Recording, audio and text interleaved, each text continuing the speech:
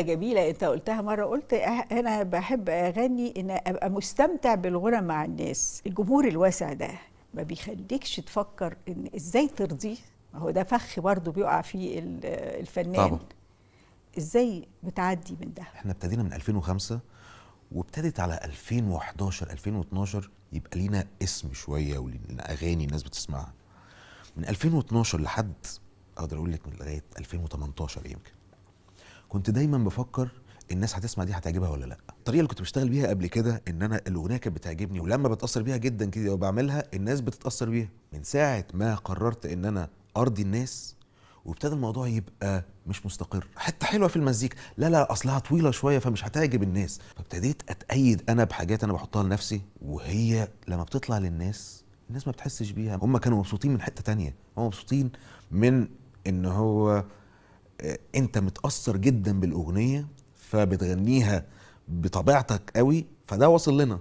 فمن 2018 لغايه 2020 احنا طلعنا من الفكره ان هو اللي هيعجب الناس هنعمل اللي هو هيعجبنا. هفكر بالطريقه اللي هو انا ابقى راضي جدا عن الاغنيه وتبقى بتعبر عن حاجه عندي، ونشوف بقى الناس هيعجبهم ده ولا لا. ولسه احنا لسه ما عرفناش مردود ده، بس اللي انا متاكد منه ان حاجه لما احنا بنبقى حاسينها قوي وصادقين فيها بتوصل اللي قدامنا حاسين بيها جدا وصادقين فيها برضه. انتوا بتعملوا مزيكا مستقلة، فرقة مزيكا مستقلة ومزيكا بديلة، مين اللي بيدعمكم؟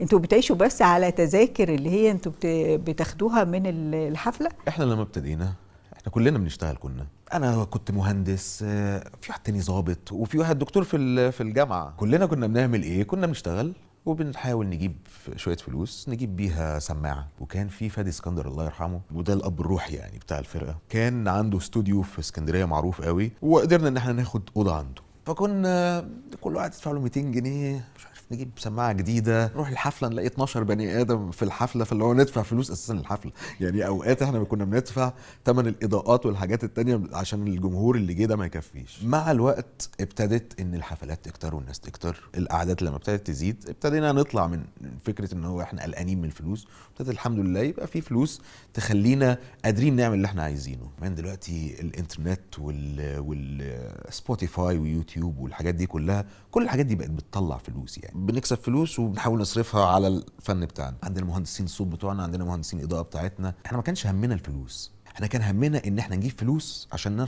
نقدر ان احنا نشتغل في الشغلانه اللي احنا اخترناها دي. والحقيقه ان احنا قعدنا 5 سنين ما كانش بيوكلنا عيش، بالعكس كان بنصرف فلوس عليه. بس بعد كده الاصرار في حد ذاته بيفتح لك طرق.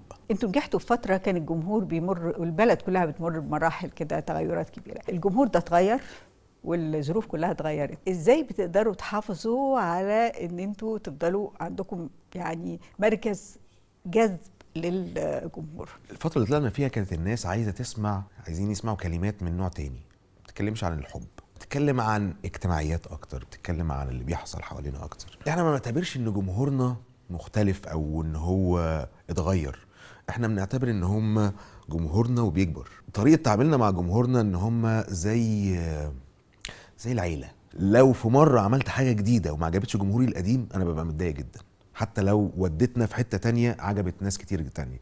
اللي سمعنا من اول ما ابتدينا 15 سنه حتى الان الحمد لله بيسمعونا، ويمكن زاد عليهم ناس. بعد السنتين اللي فاتوا دول انا بقيت عايز احترم الجمهور، ابذل لهم مجهود كويس قوي، اعمل لهم الحاجات بتقنيه عاليه جدا كصوت، يعني في شغلي احاول اوصل لاعلى حاجه، لكن في الفكر وفي الكلمات وفي الحاجات دي كلها ما بقتش عايز ارضيهم بالشكل ده. اسهل حاجه ان انا ارقصهم طبلة وترقص، ده اسهل حاجه في الدنيا، بس انا مش عايز ارقصهم كده يبقوا بيميلوا معايا على حاجه حزينه جدا بس هم حاسينها، فبقوا بيميلوا عشان هم حاسينها جدا وعايشين فيها.